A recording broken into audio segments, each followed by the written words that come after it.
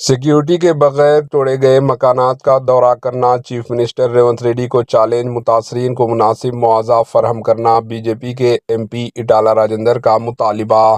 BJP के अहम leader और हल्के लोकसभा मलकाजगिरी के रुकन इटाला राजेंद्र ने चीफ मिनिस्टर रेवंत रेड्डी को चैलेंज किया कि वो सिक्योरिटी के बगैर गरीबों के इन मकानात के दौरा करें जिन्हें रियासती हुकूमत ने तोड़ दिया है।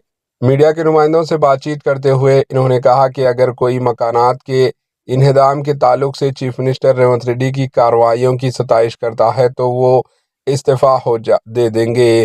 इन्होंने कहा कि यही नहीं बल्कि वो ज़मीन पर अपनी नाक रगड़ते हुए अवामी माजरत माफ़ी ख्वाही भी करेंगे। इटाला राजेंद्र ने कहा कि गरीबों को ज़बरदस्ती इनके मकानात से बेदाखिल किया जा रहा है। इन्होंने सवाल किया कि मूसी नदी को खूबसूरत बनाने के प्रोजेक्ट का रोड मैप है।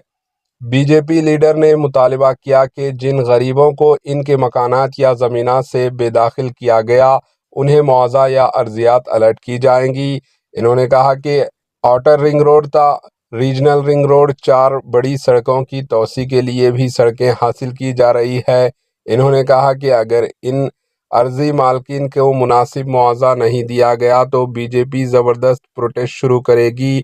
इन्होंने इंतबाह दिया कि गरीब किसानों की अर्जियात पर कब्जा करने की चीफ मिनिस्टर रेवंत रेड्डी को हरगिज़ इजाज़त नहीं दी जाएगी, क्योंकि इन हरकतों से गरीब भीख मांगने से मजबूर हो रहे हैं।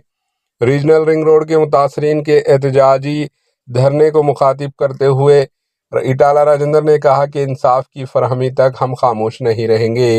Bureau report, HN news. సవాల్ చేస్తున్నా, నీకు నిజంగా దమ్మున్నోడివైతే ధైర్యం ఉన్నోడివైతే మీరు నేను కలిసి ఇద్దరం వితౌట్ సెక్యూరిటీ మూసీ పరివాహక ప్రాంతంలో ఇవాళ ఏ ఇల్లు అయితే నువ్వు కూలగొట్టబోతున్నావు, ఏ ఇళ్ళకైతే నువ్వు నోటీస్ చేసే ప్రయత్నం చేస్తున్నావు అక్కడి మనం పోదాం, ఇద్దరం కలిసి పోదాం.